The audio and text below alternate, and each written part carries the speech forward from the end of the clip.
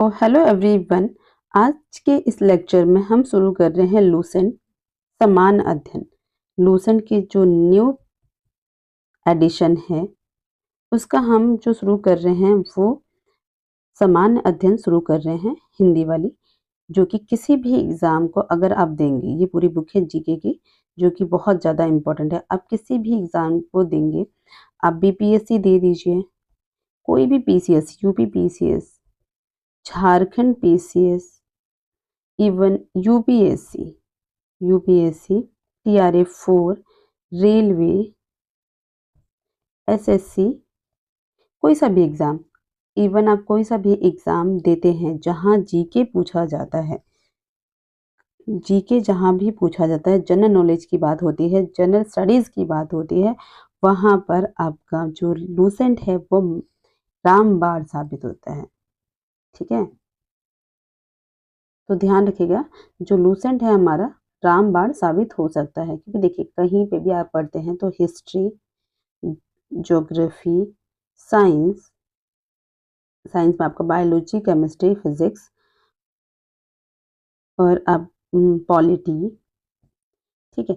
अभी अदर जो सब्जेक्ट हैं वो उन सभी के लिए लूसेंट बहुत ज़्यादा इम्पोर्टेंट हो जाता है। कोई भी एग्ज़ाम आप देते हैं बहुत ज़्यादा, तो देखिए ये जो लूसेंट है ना, बेसिकली वो क्या है, आप कोई कोर्स नहीं है या फिर कोई सा भी आप ये नहीं कहेंगे कि आप बुक है किसी चीज़ की, हिंदी की, इंग्लिश की, मैथ्स की, नहीं, बल्कि क्या, हिस्ट्री की, बल्कि क्या है, ये की पॉइंट्स है, ये नोट्स का रोल, नोट्स जो है, एक सेकेंड,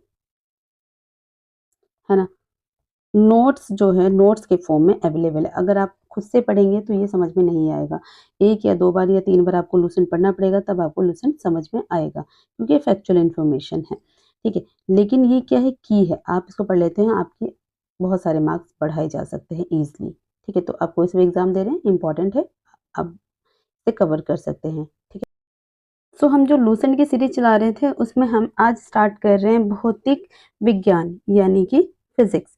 देखिए फिजिक्स भी आपके किसी भी एग्जाम के लिए, जो साइंस है बहुत ज़्यादा इम्पॉर्टेंट है, और साइंस का एक पोर्शन, जो एक पार्ट आपका फिजिक्स है, जो कि बहुत ज़्यादा इम्पॉर्टेंट रोल प्ले करता है एग्जाम में, ठीक है।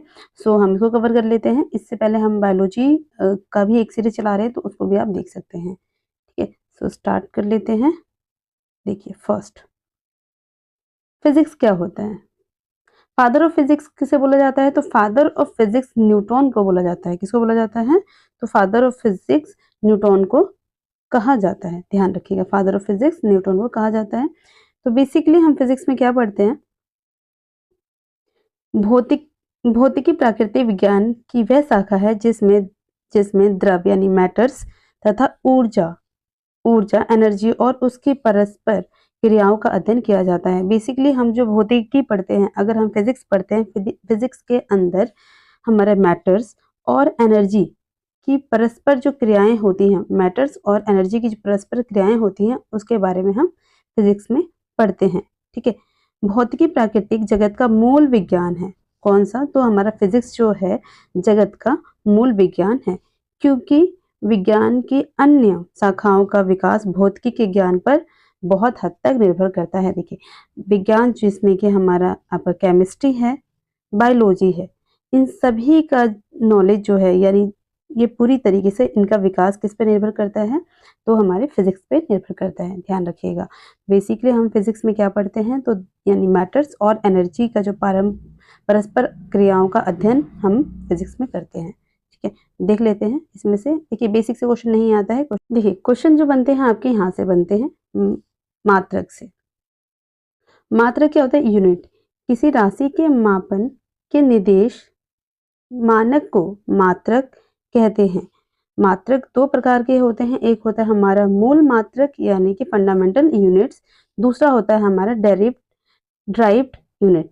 तो जो हमारा ड्राइव्ड यूनिट होता है बेसिकली, इसमें देखिए एसआई यूनिट की बात करते हैं तो मूल जो मात्रक होता है हमारे, वो 7 हैं। कितने हैं, मूल मात्रक हमारे 7 हैं। देख लेते हैं कौन कौन से। देखिए यहाँ से क्वेश्चन हमेशा पूछा जाता है, इंपॉर्टेंट हो जाता है, क्योंकि यहाँ से क्वेश्चन हमेशा पूछा जाता है। आप पीसीएस किसी भी पीसीएस को देते हैं तो वहाँ से एसएससी, रेलवे, कोई सा भी एग्जाम देते हैं, यहाँ से क्वेश्चन कवर अप होता है, ठीक है। तो देखिए भौतिक राशि कौन सी है, लंबाई, लंबाई का एसआई यूनिट से हमेशा क्वेश्चन आता है।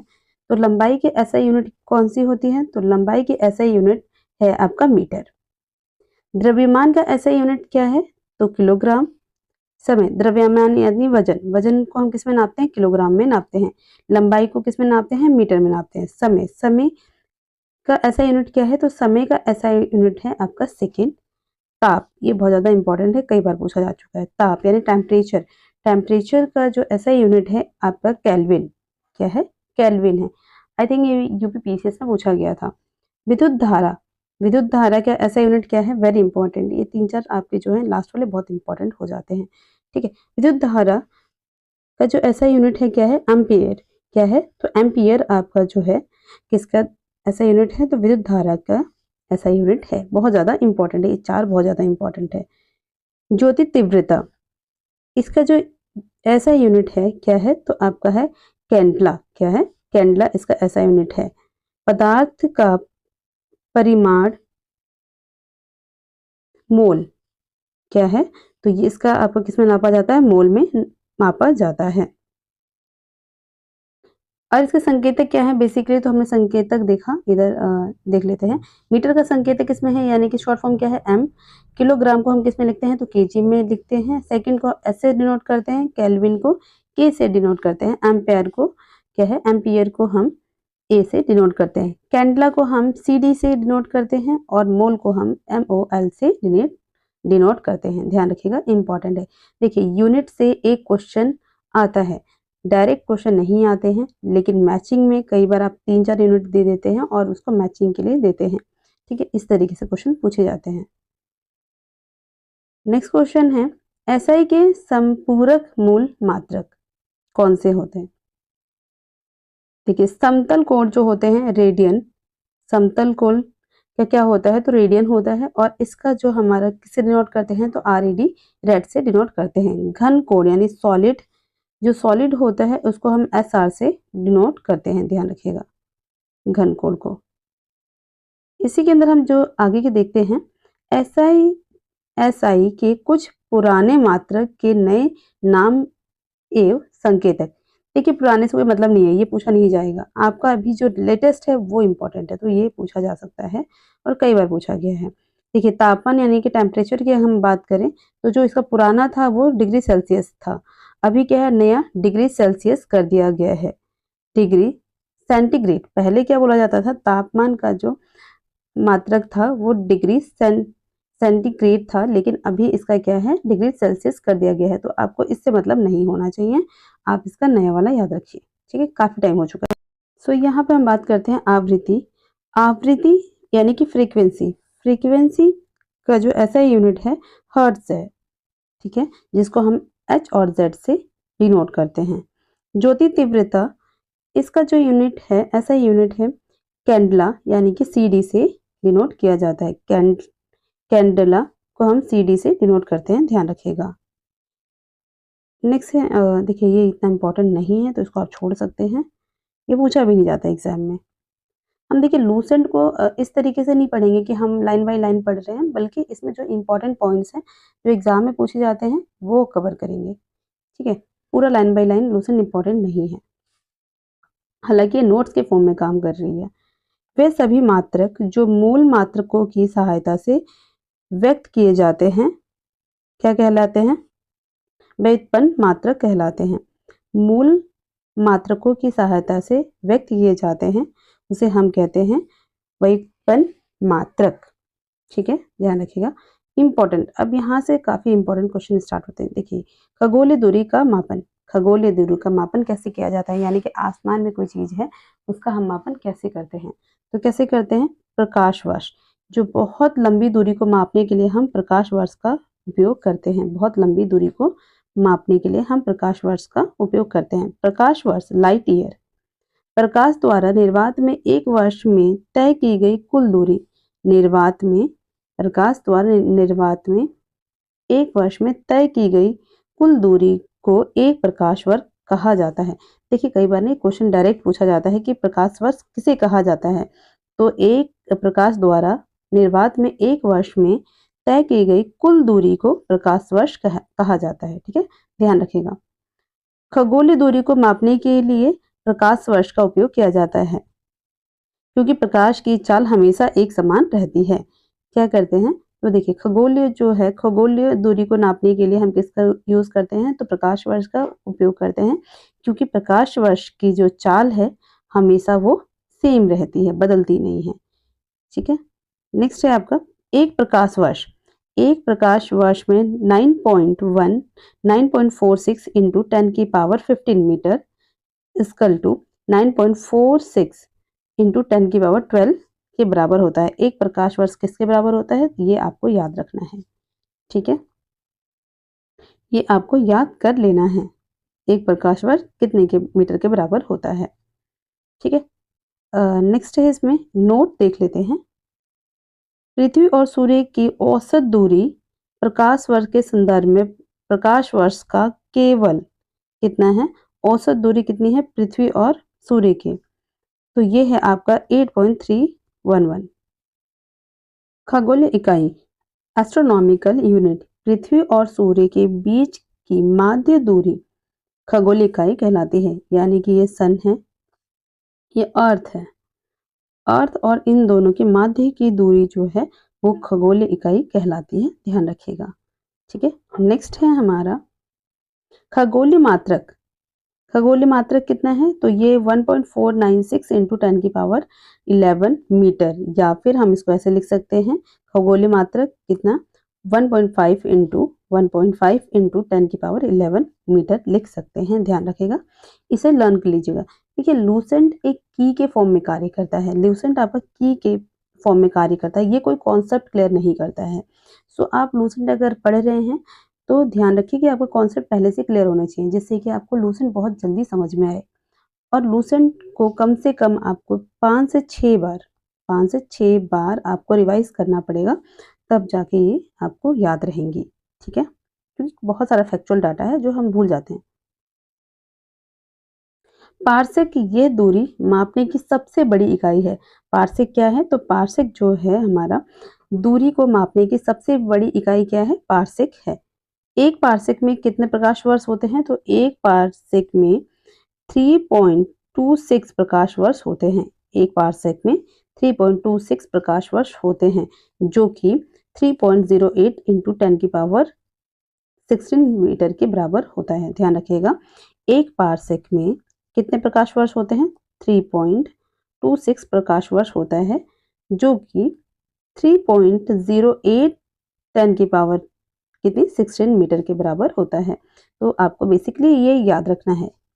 ठीक है, बल बल की CGS पद्धति में मात्रक डाइन है, यानी कि हम अगर बल का SI यूनिट निकालें तो हमारा CGS पद्धति में डाइन है। ठीक है, बल का मात्रक।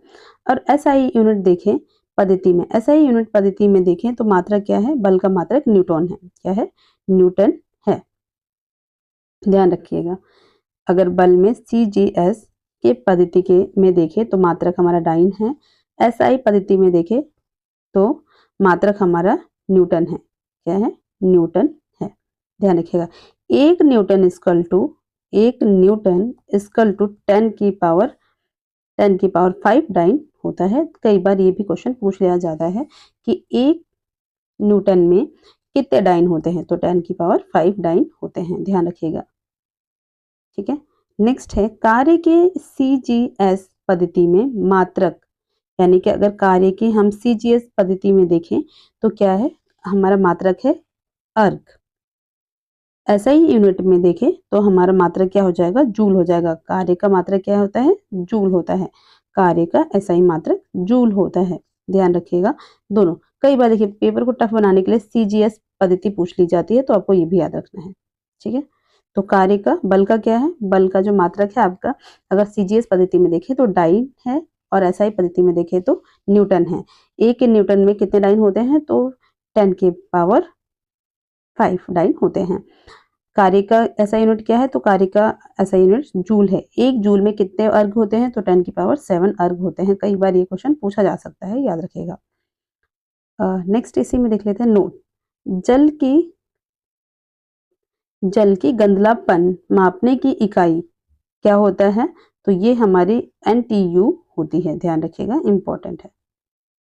ये लूसेंट पूरी ही इंपॉर्टेंट है, इसमें कोई छोड़ने लायक पॉइंट नहीं है क्योंकि खुद ही की है। 10 की विभिन्न घात के प्रतीक, देखिए 10 की विभिन्न घातों के प्रतीक है symbols for the various powers of 10। भौतिक में बहुत छोटी और भौतिकी यानी फिजिक्स में बहुत छोटी और बहुत बड़ी राशियों के मानों को किस में दिखाया जाता है, तो 10 की घात से दर्शाया जाता है। अगर बहुत बड़ी दिखानी है तो बहुत बड़ी राशि को दिखाना है तो 10 की पावर प्लस में दिखाई जाएगी, और बहुत कम को दिखाना है तो 10 की पावर माइनस में दिखाई जाएगी, ध्यान रखिएगा। देख लेते हैं 10 का घात, पूर्व यानी कि प्रत्यय, प्रीफिक्स, प्रतीक क्या है, सिंबल्स, और 10 का आपका प्रीफिक्स और सिंबल। ये बहुत बड़ी राशि को दिखाने के लिए, ये बहुत छोटी राशि को दिखाने के लिए है, दोनों ही, लेकिन घात सेम है, किसका, माइनस और प्लस का अंतर है। देखिए 10 की पावर 24, 10 की पावर 24 क्या होता है, 10 की पावर अगर हम 24 देखेंगे तो इसको हम बोला जाता है योटा। क्या बोला जाता है, योटा। योटा 10 की पावर 24 को किससे डिनोट करते हैं, तो वाई यानी कि योटा से डिनोट करते हैं। कहीं भी अगर आपको क्वेश्चन आ जाएगा कि 10 की पावर 24 क्या है, तो आप लिखेंगे योटा, ध्यान रखिएगा, ठीक है। सेम अगर देखी जाए 10 की पावर 21, 10 की पावर 21 को हम क्या बोलते हैं, जेटा। क्या बोलते हैं, जेटा। जेटा को किससे, जेट से हम डिनोट करते हैं, किससे, तो जेटा को हम जेट से डिनोट करते हैं, ध्यान रखिएगा। 10 की पावर 18 एक्सा, 10 की पावर 18 को हम एक्सा कहते हैं, 18 एक्सा, 18 एक्सा, इस तरीके से याद रखना है। 10 की पावर 15 पेटा। देखिए इन सब की घात में कितने का अंतर आ रहा है, 3 का अंतर आ रहा है, ये ध्यान रखिएगा, ठीक है, 3 का अंतर आ रहा है। तो 10 की पावर 24 को योटा, 10 की पावर 21 को जेटा यानी जेट को जेट से डिनोट करते हैं। 10 की पावर 18 एक्सा, ई से डिनोट करते हैं। 10 की पावर पेटा, पी से डिनोट किया जाता है। 10 की पावर 12 टेरा, ठीक है, यानी कि टी। 10 की पावर 9 गीगा, 10 की पावर मेगा, 10 की पावर 6 मेगा, एम से डिनोट करते हैं। 10 की पावर 3 यानी किलो, आपको पता है 1 किलो में कितने जीरो होते हैं, 3 होते हैं। ऐसे ही आपका मेगा है, गीगा है, टेरा है, ये ध्यान रखिएगा। 10 की पावर 2 यानी हेक्टो, क्या है, 10 की पावर 2 हेक्टो, 10 की पावर 1 डेका। ऐसे याद रखना है आपको पूरी तरीके से, ठीक है। नेक्स्ट है आपका, देखिए 10 की घात अगर हम माइनस में देखें, जब बहुत छोटी इकाई को, अगर हम बहुत छोटी राशि को जब कैलकुलेट करना होता है या मापना होता है, तो हम किसका उपयोग करते हैं, माइनस में। देखिए यहाँ पर ये सेम था, लेकिन यहाँ पर माइनस से घात है और यहाँ पे प्लस की घात थी, ध्यान रखिएगा। योक्टो क्या कहा जाता है, तो अगर 10 की पावर -24 है तो उसको क्या बोला जाता है, योक्टो कहा जाता है, डिनोट करते हैं वाई से। जेड की पावर -21 जेप्टो, यहाँ जेटा था, यहाँ जेप्टो है, बस इतना अंतर है, ठीक है। 10 की पावर -18 एटो, यहाँ था एक्सा, यहाँ एटो, ए को डिनोट करते हैं यहाँ ई से, ठीक है। 10 की पावर -15 क्या है, फेम्टो, 15 फेम्टो, ठीक है। 10 की पावर -12 पीको, 10 की पावर -12 को किससे डिनोट किया जाता है, तो आपका पी से यानी पीको। 10 की पावर, देखिए ये कई बार एग्जाम में पूछा गया है, ये दोनों आपके बहुत ज़्यादा इंपॉर्टेंट है, कई बार पूछा गया है, ठीक है। तो देखिए 10 की पावर -9, इसका मतलब क्या है, नैनो, क्या है, 10 की पावर -9 क्या होता है, तो नैनो होता है, नैनो को एन से डिनोट करते हैं। 10 की पावर -6 माइक्रो, 10 की पावर -6 माइक्रो, यानी कि सिंबल ये होता है, ठीक है। ये दोनों ही बहुत ज़्यादा इंपॉर्टेंट है, फ्रिक्वेंटली एग्जाम में पूछे गए हैं, ध्यान रखिएगा। ये घात 10 की पावर -3 मिली, 10 की पावर -2 सेंटीमीटर जो होता है हमारा, और 10 की पावर -1 यानी कि डेसी। तो ये ध्यान रखिएगा, ये नैनो कब आता है, 10 की पावर -9, और माइक्रो कब आता है, तो माइक्रो आता है 10 की पावर -6, ये दोनों याद रखिएगा, बहुत ज़्यादा इंपॉर्टेंट है। तो ये थी आपकी, जब हम बहुत बड़ी राशियों को नापते हैं तो हम किसका प्लस वाली घात का उपयोग करते हैं, और जब छोटी तो माइनस वाली घात का उपयोग करते हैं। देखिए बीमा यानी कि डायमेंशन। डायमेंशन क्या होता है?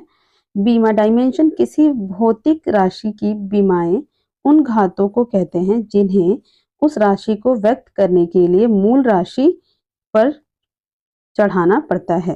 तो जैसे कि आप अगर क्या डायमेंशन यानी कि वेग मापने का क्या है? तो जो निकालने का फॉर्मूला है हमारा दूरी अपॉन समय। दूरी अपॉन समय क्या निकल जाएगा? तो हमारा वेग निकल जाएगा, और इस तरीके से इसका कैलकुलेट किया जाएगा ये फॉर्मूला लगाकर। अब देखिए डायमेंशन फॉर्मूला क्या क्या है? तो डायमेंशन फॉर्मूला बहुत ज़्यादा थोड़ा टफ हो जाता है क्योंकि ये याद नहीं होता है, लेकिन आपको अगर ये याद करना है तो आपको 2-3 बार इसे देखना पड़ेगा। ठीक है, तो देख लेते हैं नीचे। देखिए विभिन्न भौतिक राशि की जो डायमेंशन है वो भौतिक राशि कौन सी है? तो वेग और चाल। वेग और चाल की जो डायमेंशन है वो होगा आपका m की पावर 0 LT माइनस 1। क्या होगा?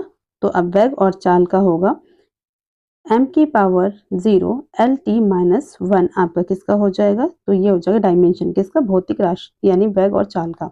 बल, बल का भौतिक राशि क्या होगा? सूत्र क्या होगा? तो डायमेंशन फॉर्मूला जो होगा वो होगा MLT माइनस 2। कार्य और ऊर्जा का डायमेंशन फॉर्मूला होगा ML2T माइनस 2। संवेग, संवेग का क्या होगा? तो MLT माइनस 1। इसका हो जाएगा हमारा LT माइनस 1 T माइनस 2। वेग प्रवणता, वेग प्रवणता का क्या फॉर्मूला हो जाएगा? तो m की पावर 0 L की पावर 0 T की पावर माइनस 1। ध्यान रखिएगा, इंपॉर्टेंट है। ठीक है, सेम इधर देख लेते हैं। भौतिक राशि त्वरण, त्वरण का फॉर्मूला क्या है? तो जो इसका डायमेंशन फॉर्मूला है m की पावर 0 LT माइनस 2। आवेग, तो आवेग का है आपका MLT माइनस 1 T की पावर माइनस 1। शक्ति, शक्ति का क्या है? तो ML2T की पावर माइनस 3। दाब, प्रतिबल, दाब प्रतिबल ML माइनस 1 T की पावर माइनस 2। पृष्ठ तनाव ML स्क्वायर T की पावर माइनस 2। श्यानता, जो आपका श्यानता है गुणांक, इसका क्या हो जाएगा? तो ML की पावर माइनस 1 T माइनस 1। ये आपके देखिए, ये कई बार आपको पढ़ना पड़ेगा, एक बार में याद नहीं होगा, और ये इंपॉर्टेंट है क्योंकि जब भी पेपर को थोड़ा टफ करना होता है तो ऐसा यूनिट ना पूछ करके क्या पूछ लिया जाता है? तो डायमेंशन फॉर्मूला पूछ लिया जाता है एक एक का। ठीक है, तो ध्यान रखिएगा। ये अभी रिसेंट के एग्जाम में पूछा भी गया था, आई थिंक बिहार में या यूपीएससी में, यूपीपीसीएस में, सॉरी। सो बल का ऐसा यूनिट क्या है? तो बल का जो ऐसा यूनिट है वो है हमारा न्यूटन। क्या है? न्यूटन। यहाँ कुछ और दे रखा है, देखिए कोणीय वेग, कोणीय वेग का क्या है? m की पावर 0 L की पावर 0 T की पावर माइनस 1। कोणीय संवेग, कोणीय संवेग का क्या है? तो कोणीय संवेग का है आपका ML की पावर 2 T की पावर माइनस 1। ऊर्जा घनत्व का क्या हो जाएगा? ML माइनस 1 T की पावर माइनस 2। कोणीय आवेग क्या हो जाएगा? ML माइनस 2 T की पावर माइनस 1। लाख नियतांक क्या हो जाएगा? ML की पावर 2 T की पावर माइनस 1। विद्युत क्षेत्र, विद्युत क्षेत्र क्या हो जाएगा? MLT की पावर माइनस 3 और A की पावर माइनस 1। सेम अगर हम यहाँ देखते हैं जड़त्व, जड़त्व आघूर्ण का हो जाएगा ML की पावर 2 T की पावर 0। बल आघूर्ण हो जाएगा ML की पावर 2 T की पावर माइनस 2। प्लायन वेग का क्या हो जाएगा? M की पावर 0 LT T की पावर माइनस 1।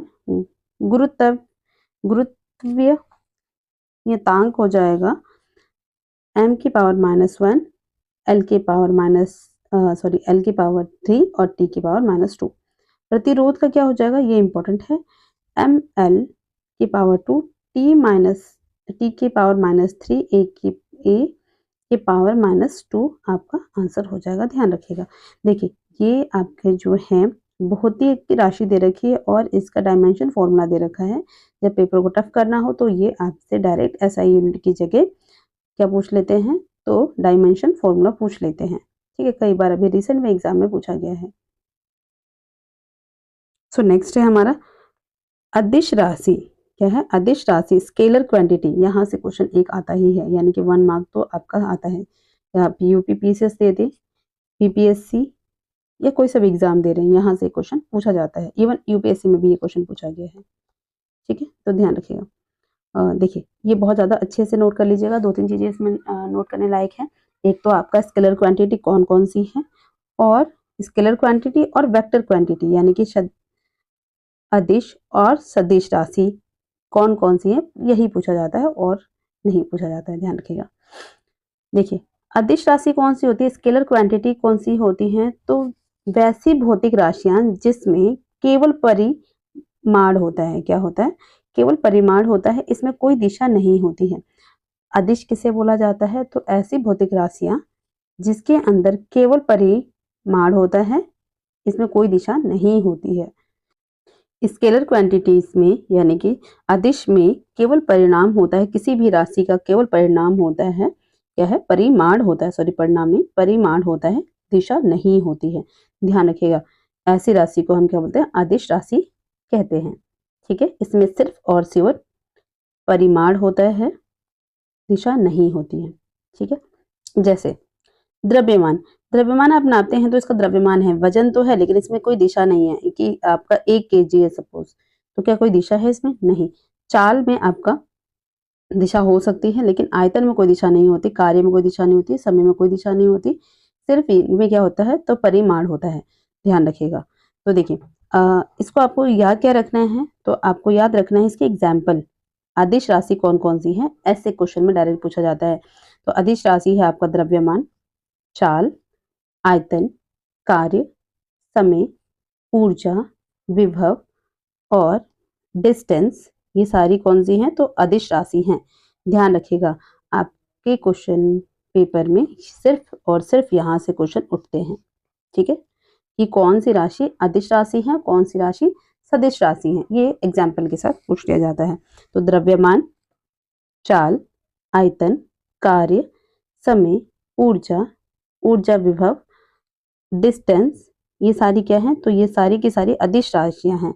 इसके अलावा विद्युत धारा यानी करंट, ताप यानी टेम्परेचर, दाब यानी प्रेशर, ये सभी भी अदिश राशियां हैं। तो इसको आप कई बार यानी कि 5 से 6 बार आपको रिवाइज कर लेना चाहिए, जिससे कि आपका क्या हो जाएगा? ये याद हो जाएगा। और विशेषकर आपको ये इसके एग्जाम्पल यहाँ से ही क्वेश्चन पूछे जाते हैं। एग्जाम में आपको दे दिया जाता है कि डिस्टेंस। ठीक है, डिस्टेंस कौन सी राशि? अदिश और सदिश, यानी कि स्केलर है या वेक्टर है, तो आपको बताना होता है डिस्टेंस आपका क्या है। डिस्टेंस आपका स्केलर क्वांटिटी है। आपके 4 ऑप्शन लिख दिया जाता है। ठीक है, तो ध्यान रखिएगा। दूसरा है हमारा सदिश राशि। देखिए सदिश राशि कौन सी राशि होती है, तो सदिश राशि वैसी भौतिक राशि जिसमें परिमाण के साथ साथ दिशा भी होती है, जो योग के निश्चित नियम के अनुसार क्या होता है? जोड़ी जाती है। ध्यान रखिएगा, तो ऐसी राशियां जिसमें परिमाण के साथ साथ दिशा भी होती है, उस राशि को हम सदिश राशि कहते हैं। सदिश का मतलब वेक्टर। कि जब कंफ्यूजन अगर एग्जाम में होता है तो आपको ये याद रखना, सदिश जो सदिश है यानी कि दिशा के साथ, क्या है? दिशा के साथ की बात हो रही है। इसकी बात हो रही है दिशा के साथ की सदिश। और अदिश यानी कि दिशा के बिना।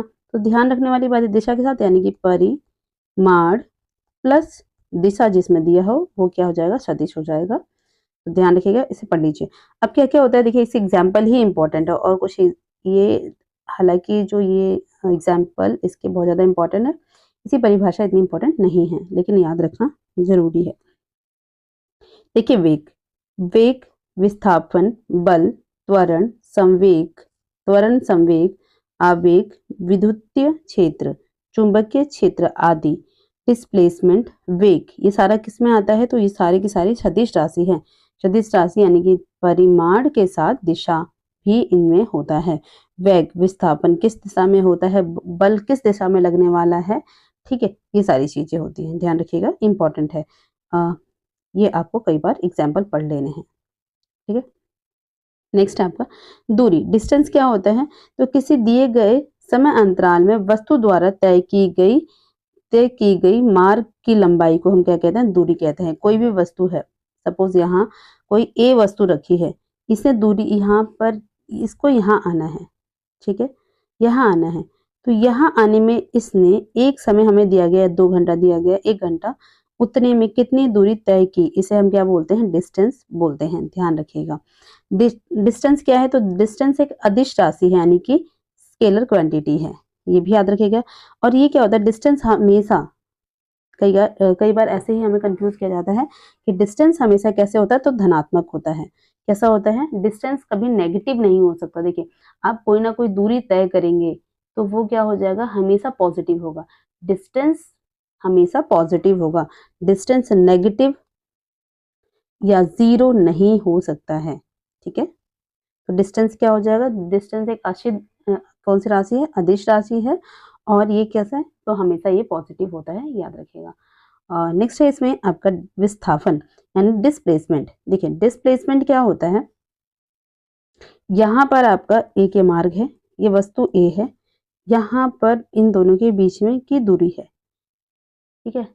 अब कोई यहाँ पे ये जो ए व्यक्ति है, सपोज इससे चलना स्टार्ट किया, ठीक है, यहाँ तक आया, यहाँ आपका ये था 1 से लेकर के ये 5 किलोमीटर की दूरी, ये 5 किलोमीटर की दूरी इन्होंने चली, वापस क्या किया? वापस यू टर्न लिया, वापस इस व्यक्ति ने वापस यहाँ पर, यानी जीरो जहां से चलना शुरू किया था वहीं आके खड़ा हो गया, तो क्या हुआ? डिस्प्लेसमेंट नहीं हुआ, तो डिस्प्लेसमेंट क्या हो गया? जीरो हो गया। क्योंकि देखिए, यहाँ से गया और वापस उसी स्थिति में आ जाए, बेशक उसे टाइम लगा, बेशक उसने बहुत सारा डिस्टेंस कवर किया, लेकिन वापस उसी जगह पे आना, यानी कि हमारा डिस्प्लेसमेंट कितना हो गया? जीरो हो गया, ठीक है। तो डिस्प्लेसमेंट बेसिकली क्या है? डिस्प्लेसमेंट आपका ये रेखा है, तो यहाँ से चलना स्टार्ट किया, सपोज यहाँ तक आया 5 किलोमीटर, वापस आ गया तो जीरो हो गया, लेकिन वापस नहीं आया, यहाँ चला गया, ये 10 था, तो इसने 10 किलोमीटर कवर कर लिया, तो ये क्या हो गया? ये पॉजिटिव हो गया, ठीक है। इस तरीके से होता है। नेगेटिव कब होगा? तो जब वापस आ जाएगा यहाँ पर, सपोज यहाँ चलना स्टार्ट हुआ था, लेकिन वो यहाँ पर आएगा तो नेगेटिव हो जाएगा, लेकिन आगे जाएगा तो पॉजिटिव हो जाएगा। तो डिस्प्लेसमेंट का मतलब होता है कि अपनी जहाँ पर भी कोई व्यक्ति है, उस जगह को छोड़ना, उस जगह को छोड़ के कितना उसने डिस्टेंस कवर किया। तो डिस्प्लेसमेंट हमेशा कैसे हो सकता है? तो डिस्प्लेसमेंट हमेशा प्लस यानी कि नेगेटिव, पॉजिटिव या फिर जीरो भी हो सकता है। मैंने तीनों कंडीशन समझा दी, ठीक है। तो देखिए, डिस्प्लेसमेंट का यानी कि विस्थापन का एसआई यूनिट क्या है? तो विस्थापन का एसआई जो यूनिट है हमारा मीटर है, ठीक है, ध्यान रखिएगा। विस्थापन का एसआई यूनिट क्या है? तो मीटर है, याद रखिएगा। और अभी क्या बोला मैंने? तो ये धनात्मक, ऋणात्मक और शून्य भी हो सकता है। चाल की बात करते हैं। स्पीड, किसी वस्तु द्वारा प्रति सेकंड तय की गई दूरी को चाल कहते हैं।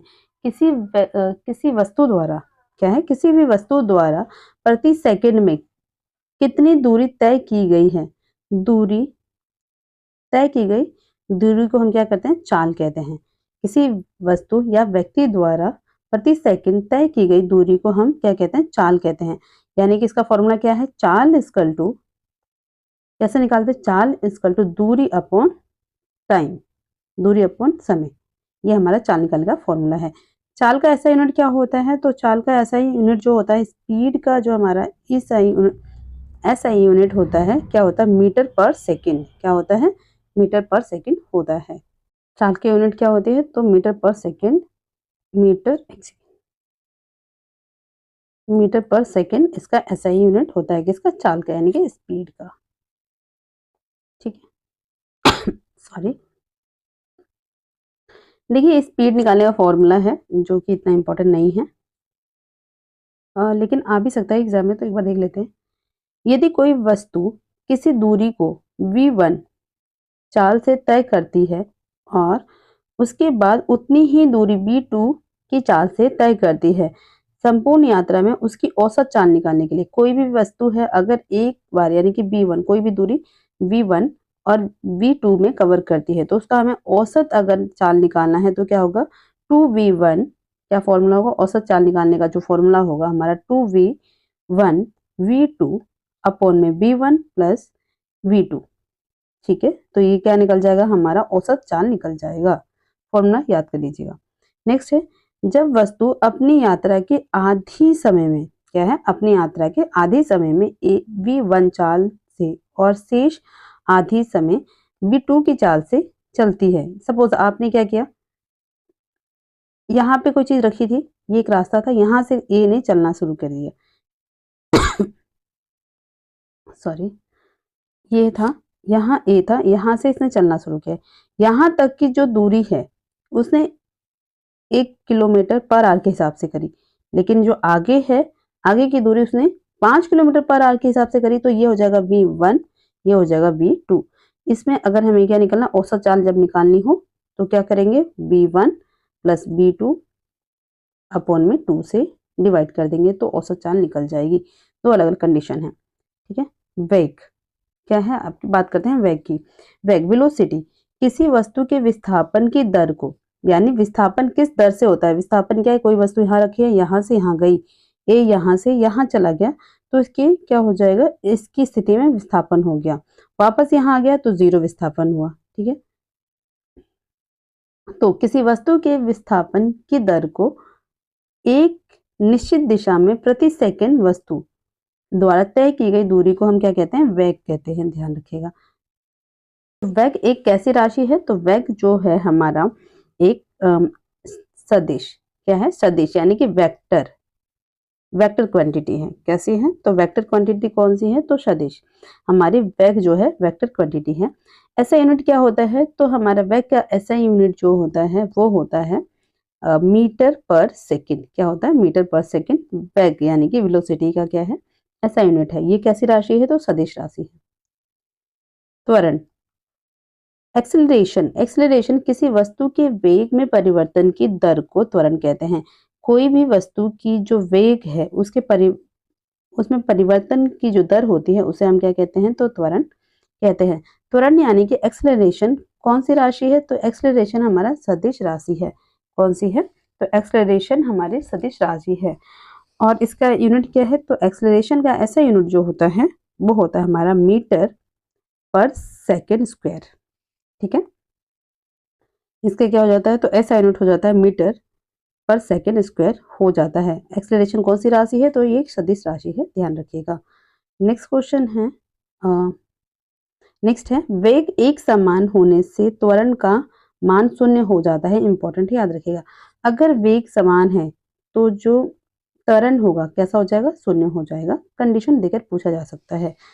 अब बात करते हैं हमारा प्रक्षेपी गति, यानी कि प्रक्षेपी गति कौन सी गति होती है, जब कोई पिंड एक ही समय में दो दूरी तय करता है। जब कोई भी पिंड जो है, यानी खगोलीय पिंड जो होते हैं, वो एक ही समय में दो दूरी तय करता है, एक हमारा क्षितिज और दूसरी तरफ उद्ग्रह।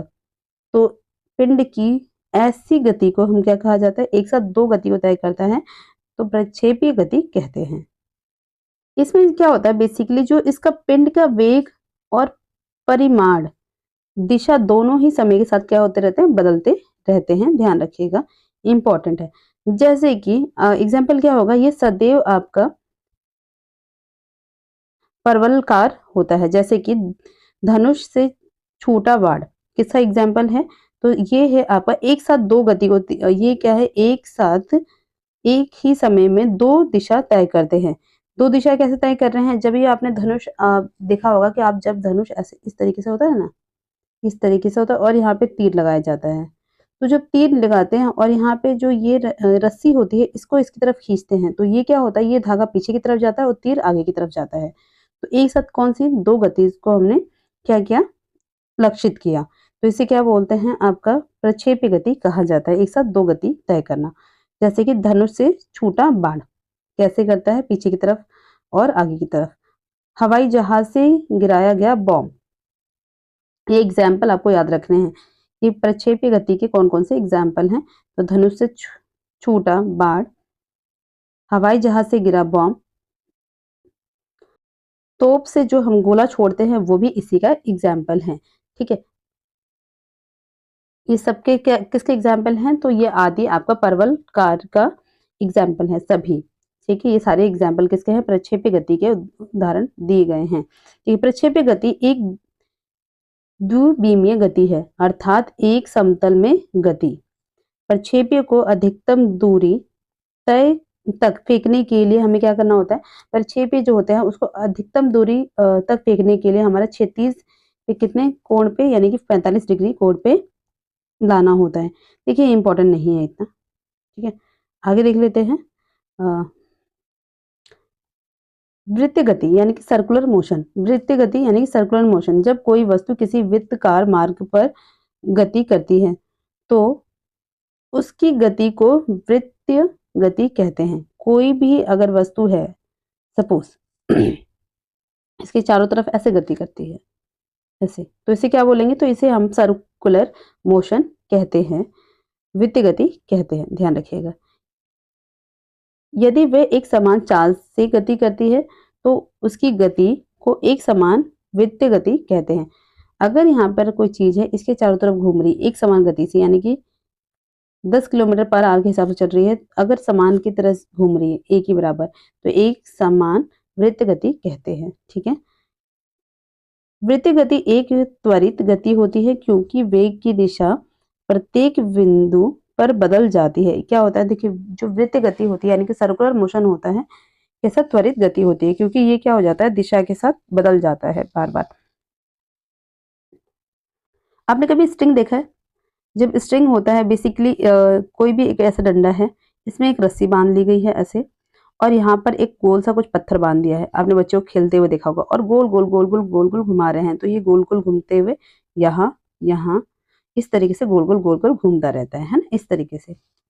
तो आपने कभी देखा होगा, तो ये इसी का एग्जाम्पल है। डोरी से बंधे हुए एक पत्थर को तेजी से वृत्त में घुमाया जाता है। ठीक है, और घुमाने के समय डोरी टूट जाने पर पत्थर स्पर्श रेखिकता उड़ जाता है। ठीक है, एंगुलर वेलोसिटी क्या होता है? एंगुलर वेलोसिटी बेसिकली वृत्तकार मार्ग पर गतिशील कण, यानी कि एक सपोज यहाँ है, इस वाले मार्ग में कोई गतिशील कण है, इस तरीके से वृत्त के केंद्र से मिलाने वाली रेखा, यानी कि ये वाली, एक सेकेंड में जितना कोण से घूमती है उससे उस कण का कोणीय वेग कहा जाता है, ये वाली चीज। ठीक है, ध्यान रखिएगा। सपोज यहाँ पे कोई चीज है, यहाँ पर है, और ये यहाँ पर कितनी गति से घूमी है, इसको हम क्या कहेंगे? कोणीय वेग कहेंगे। ठीक है, ये वाला जो आपका ये एग्जाम्पल दे रखा है, इसकी हम बात कर रहे हैं, इसकी। ठीक है, सो ये इतना है। इसका फॉर्मूला याद कर लीजिएगा। रेखीय चाल का फॉर्मूला क्या होता है? तो कोणिक चाल इंटू त्रिज्या। देखिए, पाई के मान की गणना किसने सबसे पहले की थी? तो पाई के मान की गणना जो है, यानी पाई के मान की गणना सबसे पहले आर्यभट्ट ने की थी। किसने की थी? आर्यभट्ट ने की थी। इंपॉर्टेंट, याद रखिएगा। पाई की वैल्यू कितनी होती है? तो पाई की वैल्यू होती है आपका 22/7। कितनी होती है? 22/7। और क्या होती है? 3.14 होती है। किसने सबसे पहले की थी? तो आर्यभट्ट ने की थी। ठीक है, अब देख लेते हैं, यहाँ से क्वेश्चन पूछे जाते हैं, 5 स्टार है। न्यूटन का गति नियम यानी कि न्यूटन्स लॉ ऑफ मोशन की अगर बात करें, यहाँ से क्वेश्चन हमेशा पूछे जाते हैं। 5 स्टार के पॉइंट है। देखिए, क्वेश्चन के साथ आप एग्जाम्पल पूछे जाते हैं बेसिकली। ठीक है, तो देखिए, न्यूटन यानी फिजिक्स के पिता कौन है? तो फिजिक्स के जो फादर ऑफ फिजिक्स हैं, यानी भौतिकी के पिता कौन है? तो न्यूटन है। न्यूटन ने क्या किया था? न्यूटन ने अब 1687 ईस्वी में अपनी पुस्तक लिखी थी। तो न्यूटन की पुस्तक का नाम क्या था? प्रिंसिपिया। प्रिंसिपिया जो पुस्तक लिखी थी, इसमें सबसे पहले गति के नियम को क्या किया था? प्रतिपादित किया था। किसने किया था? न्यूटन ने किया था। किसमें? अपनी पुस्तक प्रिंसिपिया में। कब लिखी थी? तो 1687 में लिखी थी। फर्स्ट यानी कि न्यूटन का गति नियम। इसमें क्या है? तो देखिए पहला जो न्यूटन का प्रथम गति का नियम, Newton first law of motions, इसमें हमारा क्या कहा जाता है, कोई भी वस्तु, न्यूटन का जो फर्स्ट लॉ है क्या कहता है, कोई भी वस्तु, अगर कोई वस्तु है तो ये क्या है, विराम अवस्था में तब तक रहना पसंद करती है, ये विराम अवस्था में, यानी कि विराम अवस्था में रहना पसंद करती है जब तक कि इस पे कोई बाह्य बल नहीं कार्य करता, बाह्य बल नहीं लग जाता, ध्यान रखिएगा। तो न्यूटन का फर्स्ट लॉ क्या कहता है कि कोई भी वस्तु तब तक विराम अवस्था में रहती है जब तक कि उस पे कोई बाह्य बल कार्य नहीं करता है, ध्यान रखिएगा, ठीक है। यानी कोई वस्तु उसी अवस्था में रहना पसंद करती है जिस अवस्था में वो पहले से है। अगर कोई चल रही है तो चलती रहेगी, कोई रुकी हुई है तो रुकी ही रहेगी। तो इसे हम न्यूटन का फर्स्ट लॉ, यानी कि Newton first law of motion कहा जाता है, ठीक है। देखिए प्रथम नियम को गैलीलियो का नियम भी कहा जाता है। ये आई थिंक अभी बीपीएससी में पीवाईक्यू में है, 2 साल पहले ही पूछा गया था। तो गैलीलियो का नियम कौन सा है, तो न्यूटन का फर्स्ट लॉ गैलीलियो का नियम भी कहा जाता है, और इसी को हम प्रथम नियम को हम जड़त्व का नियम भी कहते हैं। जड़त्व का नियम, कोई भी वस्तु उसी अवस्था में रहना पसंद करती है जिस अवस्था में वो पहले से है। कोई अगर विराम अवस्था में है तो विराम रहना पसंद करती है, और कोई अगर चाल्यमान है यानी चल रही है तो वो चलना पसंद करती है, ध्यान रखिएगा। तो इसे हम जड़त्व का नियम या फिर गैलीलियो का नियम भी कहते हैं, न्यूटन के फर्स्ट लॉ का। बाह्य बल के अभाव में किसी वस्तु की अपनी विराम अवस्था या समान गति की अवस्था को बनाए रखने की प्रवृत्ति जड़त्व कहलाती है।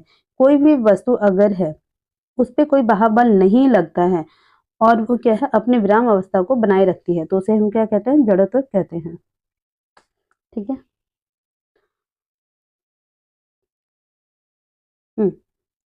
जड़त्व कहते हैं।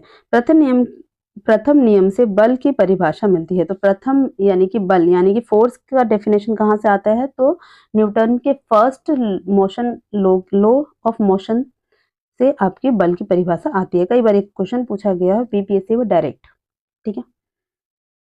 बल की परिभाषा, बल वह बाह्य कारक है जो किसी वस्तु की प्रारंभिक अवस्था में परिवर्तन करता है या परिवर्तन करने की चेष्टा करता है।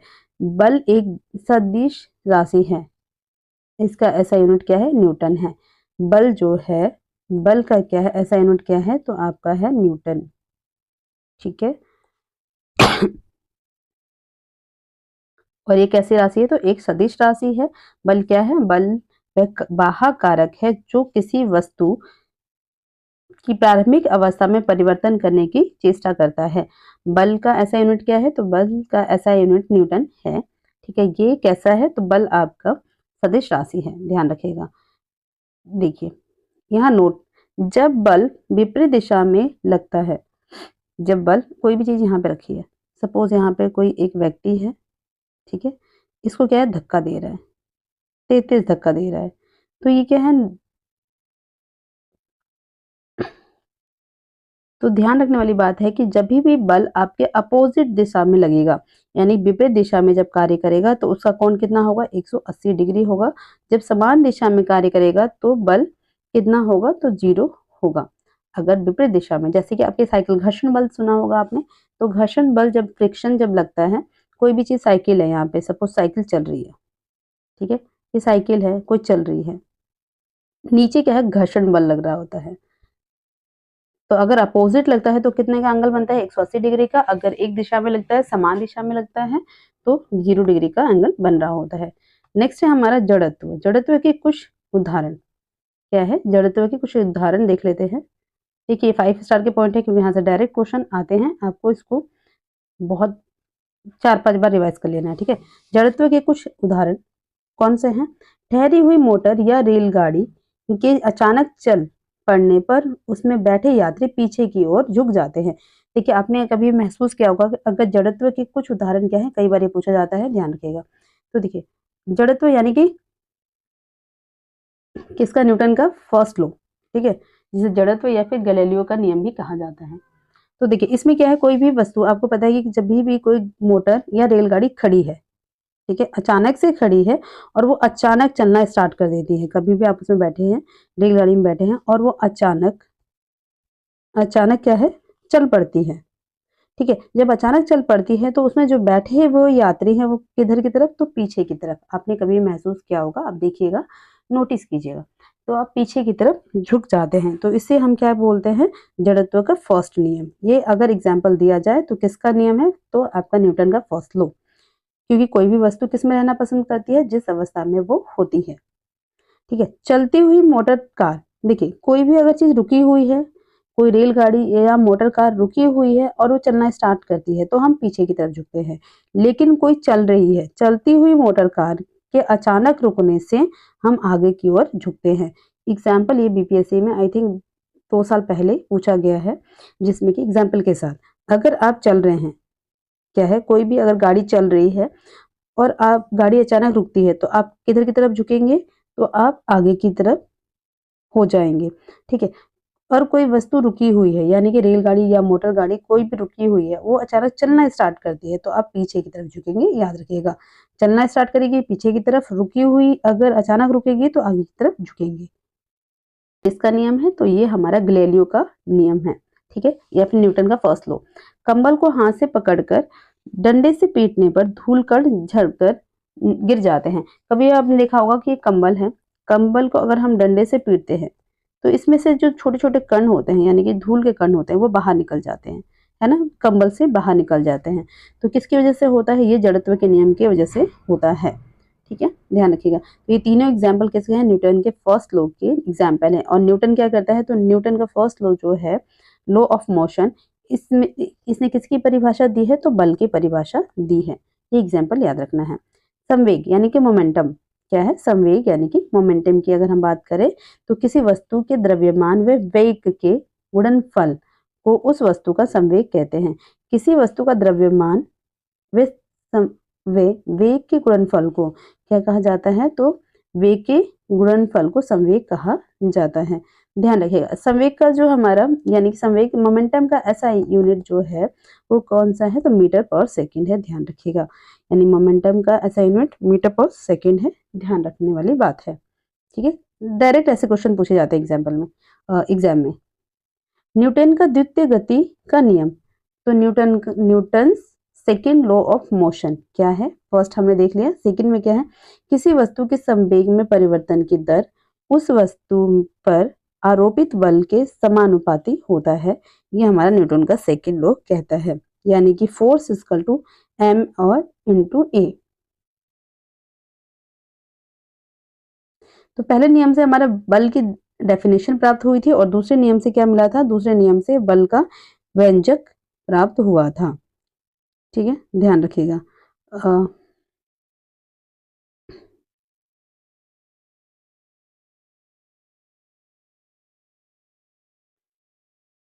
जो प्रथम नियम है हमारा, वो द्वितीय नियम जो है प्रथम नियम का ही भाग है, ध्यान रखिएगा। क्वेश्चन अब हमारा है न्यूटन का थर्ड लॉ, न्यूटन का थर्ड लॉ ऑफ मोशन। ये क्या कहता है, प्रत्येक क्रिया के बराबर परंतु विपरीत दिशा में प्रतिक्रिया होती है। यानी कि आप जैसी क्रिया करेंगे वैसे ही प्रतिक्रिया सामने से आएगी। तो ये क्या है, न्यूटन का थर्ड लॉ कहता है, न्यूटन का थर्ड लॉ ऑफ मोशन कहता है प्रत्येक क्रिया के बराबर परंतु विपरीत दिशा में प्रतिक्रिया होती है। यानी कि आपने किसी पे गुस्सा किया, समझने के लिए है ये, आपने किसी पे गुस्सा किया, सामने वाले ने भी आप पे गुस्सा बराबरी से किया, लेकिन कहाँ से किया, अपोजिट से। जैसे कि आप कोई भी चीज, जब आसमान में कोई पत्थर है आप उछालते हैं तो उतनी ही गति से वो, जितने गति से ऊपर जाएगा उतनी ही गति से नीचे आएगा। तो इसे कहते हैं हम, इसका न्यूटन का थर्ड लॉ ऑफ मोशन। जैसे कि आप बंदूक चलाते हैं, ठीक है, तो बंदूक से गोली चलाने पर आपने चलाने वाले को पीछे की ओर धक्का लगता है। कभी भी आपने देखा होगा, क्योंकि मैं एनसीसी में, क्योंकि एनसीसी में आपने कभी भी ये क्या होता है, गोली, है ना। तो जब भी आप क्या चलाते हैं, बंदूक जब भी चलाते हैं तो बंदूक को चलाने पर आप जब भी पकड़ते हैं और उसको चलाते हैं तो जितने ही झटके से गोली आगे जाएगी उतने ही झटके से आपका हाथ पीछे जाएगा।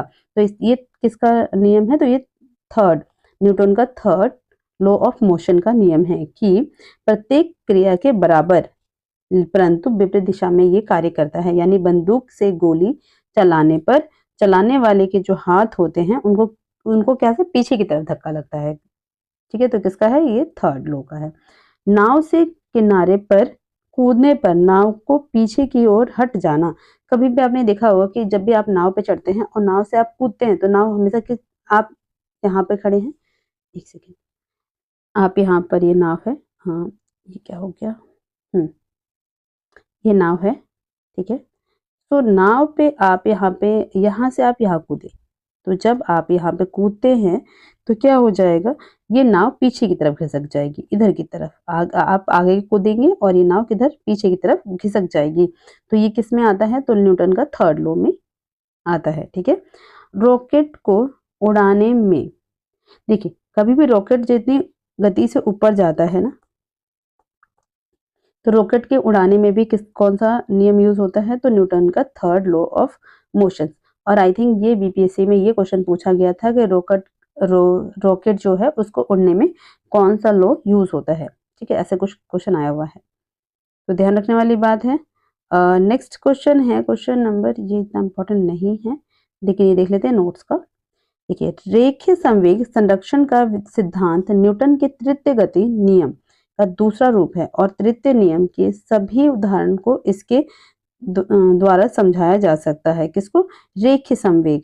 तो रेखीय संवेग में जितने भी हमारे तृतीय नियम हैं, रेखीय संवेग में भी जितने भी हमारे तृतीय नियम हैं, वो किस तृतीय नियम के जो एग्जाम्पल है, रेखीय संवेग संरक्षण का नियम भी यही कहता है, ध्यान रखिएगा।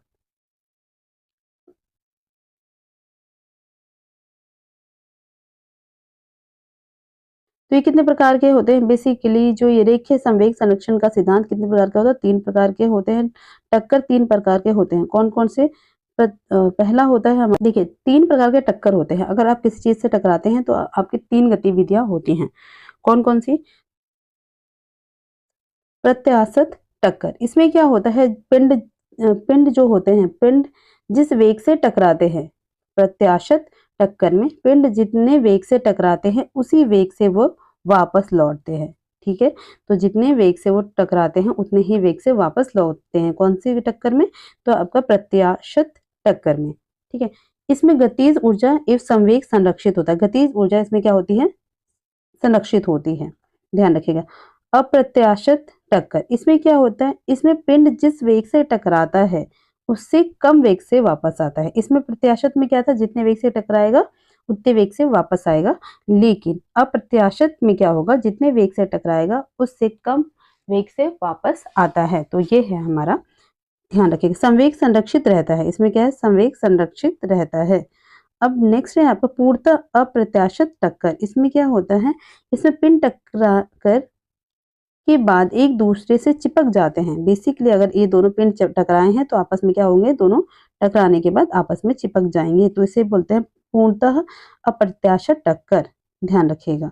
ठीक है, तो ये 3 प्रकार के टक्कर होते हैं। आगे देख लेते हैं। आगे आवेग। आवेग क्या होता है, जब कोई बड़ा बल किसी वस्तु पर थोड़े समय के लिए कार्य करता है। कोई भी बल किसी वस्तु पर अगर थोड़े टाइम के लिए कार्य कर रहा है तो उसे क्या कहेंगे, तो बल तथा समय अंतराल के गुणनफल को बल का आवेग कहते हैं, ध्यान रखिएगा। कोई भी बल अगर किसी वस्तु पर थोड़े टाइम के लिए कार्य कर रहा है तो उसे क्या कहा जाएगा, बल तथा समय अंतराल के बीच का जो गुणनफल होगा उसे हम आवेग यानी इम्पल्सिस कहा जाता है। तो इसमें आवेग का क्या फॉर्मूला हो जाएगा, तो बल इंटू समय अंतराल इक्वल टू संवेग में परिवर्तन। ठीक है,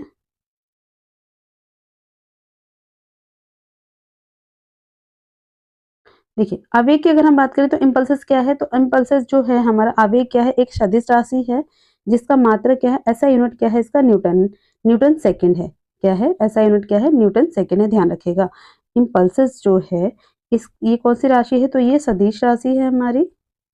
ठीक है, और इसका ऐसा यूनिट की बात करें तो क्या है, मात्रक है आपका न्यूटन सेकेंड है, न्यूटन सेकेंड है, ध्यान रखिएगा किसका, तो आवेग का मात्रक। घर्षण बल हमेशा प्रयुक्त बलों का विरोध करता है। घर्षण बल क्या होता है, कभी भी आप कोई भी बल आप चल रहे हो, सपोज यहाँ पर आप चल रहे हो, यहाँ से नीचे से जो बल लगेगा वो घर्षण बल होगा।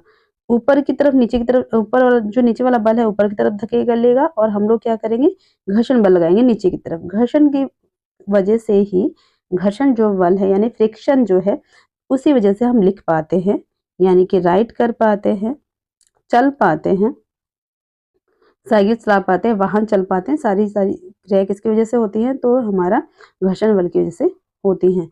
अभिकेंद्रिक बल यानी सेंट्रीपेटल फोर्स। सेंट्रीपेटल फोर्स क्या होता है, जब कोई वस्तु किसी वृत्ताकार मार्ग पर चलती है तो उस पर एक बल वृत्त के केंद्र की ओर कार्य करता है। इस बल को अभिकेंद्रित बल कहते हैं। इस बल के अभाव में वस्तु वृत्ताकार मार्ग पर नहीं चल सकती। यदि कोई m द्रव्यमान का पिंड है, देखिए ये सब छोड़िए, यहाँ से एग्जांपल समझ लेते हैं जो कि बहुत ज्यादा इंपॉर्टेंट है। देखिए सेंट्रीपेटल फोर्स क्या होता है, आपने कभी भी देखा होगा पृथ्वी आपने स्ट्रिंग बांधा, ठीक है, तो जो ये है हमारा जो सोलर सिस्टम है किस पे कार्य करता है, सोलर सिस्टम हमारा सेंट्रीपेटल फोर्स की वजह से कार्य करता है। ऐसे ही आपने ये पत्थर है, एक ये लकड़ी है, उसपे आपने पत्थर बांधा और उसके बाद चारों तरफ घुमा रहे हो घुमा रहे हो घुमा रहे हो, तो ये क्या है, कोई ना कोई फोर्स है जो कि कोई बल है जो कहाँ पे, केंद्र की तरफ खींच रहा है।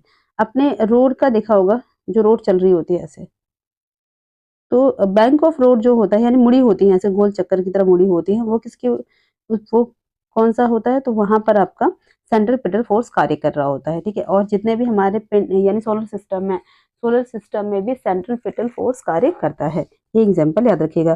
कोई ऐसा बल, अगर कोई सर्कुलर है तो कोई ऐसा बल जो कि आपको कहाँ धकेल रहा है, सेंटर की तरफ खींच रहा है, ठीक है। नेक्स्ट क्वेश्चन है हमारा अपकेंद्रीय बल।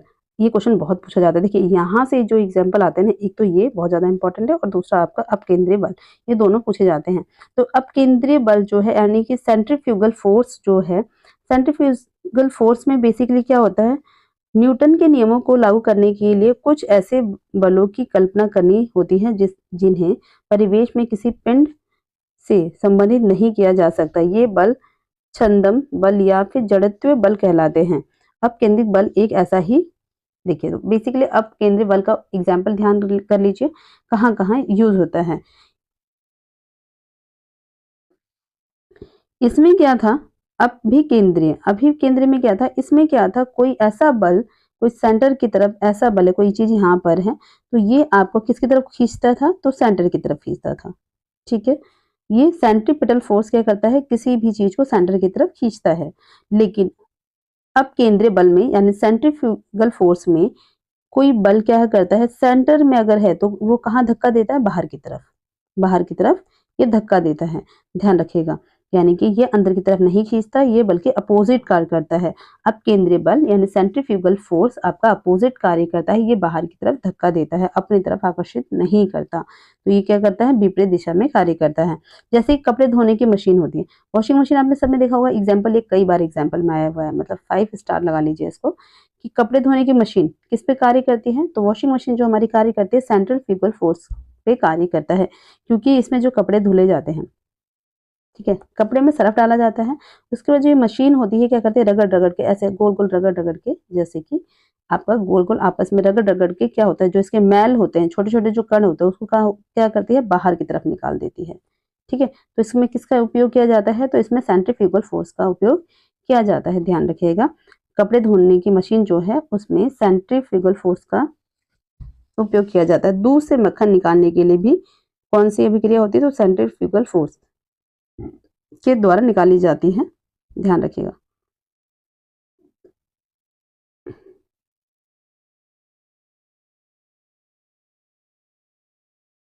अब देखिए यहाँ पे हम बात करते हैं अभिकेंद्रीय बल यानी सेंट्रल पिटल फोर्स की बात करते हैं। तो आपने मौत का कुआं देखा होगा, ये आपका मौत का कुआं आपने कभी गए हैं, सर्कस वगैरह में अगर कभी गए होंगे, तो ये जो मौत का कुआं बना होता है, इसमें यहाँ बाईसाइकिल चल रही होती है, यहाँ इस तरीके से गोल गोल गोल गोल गोल गोल आपकी मोटरसाइकिल जो होती है, बाइक चला रहे होते हैं, तो वो गिरते नहीं है। किस वजह से नहीं गिरते हैं, क्योंकि उसमें कौन सा बल कार्य कर रहा होता है, तो अभी केंद्रीय बल उसमें कार्य कर रहा होता है। मौत के कुएं में जो गोल गोल आप बाइक चलाते हैं वो गिरते नहीं है। क्यों? क्योंकि जो वहाँ पे अभिकेंद्री बल यानी कि सेंट्रीपिटल फोर्स कार्य कर रहा होता है, जो किधर इनको सेंटर की तरफ धकेलता है, ठीक है, जिसे गिरने नहीं देता। ठीक है। कुएं की दीवारों पर मोटरसाइकिल पर अंदर की ओर क्रिया बल लगाती है। क्या लगाती है? बल लगाती है, जबकि इसकी प्रतिक्रिया बल मोटरसाइकिल द्वारा कुएं की दीवार पर बाहर की ओर बल लगाता है। तो देखिए यहाँ पे बात होती है कि मोटरसाइकिल पर अंदर की ओर बल लगाती है, जबकि इसी प्रतिक्रिया बल मोटरसाइकिल बाहर की तरफ बल लगाती है। तो ये आपस में क्या हो जाता है? दोनों मैच हो जाते हैं और ये गिरता नहीं है। कभी कभी बाहर की ओर कार्य करने वाले इस प्रतिक्रिया बल को भ्रमवश अपकेंद्री बल कह दिया जाता है। ठीक है, तो अपकेंद्री बल नहीं है, अभिकेंद्री बल है। यानी कि मौत के कुएं में जो कार्य करता है अभिकेंद्री बल है। ठीक है। Momentum of force. तो इस लेक्चर में हम इतना ही रखते हैं। आगे के लेक्चर में हम कवर कर लेंगे क्योंकि ये लेक्चर काफ़ी लंबा हो जाएगा। Thank you so much for the watching. देखिए इसमें हमने जो कवर किया, हम फिजिक्स कवर कर रहे हैं और फिजिक्स आपके एग्जाम के लिए बहुत ज़्यादा इंपॉर्टेंट है। इसमें हम सारे पॉइंट को कवर कर लेंगे क्योंकि हम लूसेंट कवर कर रहे हैं। ठीक है। सो कल रोज एक लेक्चर इसके लिए अपलोड होगा जिसमें हम बायोलॉजी और इस टाइम पे बायोलॉजी और हम फिजिक्स साथ में चला रहे हैं, तो दोनों के लेक्चर रोज ही अपलोड होंगे, आप देख सकते हैं और जल्दी ही अपना कोर्स कंप्लीट कर सकते हैं। ठीक है। Thank you so much for the watching. Please like and subscribe and share also. और अगर आपका कोई सजेशन है तो आप मुझे कमेंट में बता सकते हैं। Thank you so much.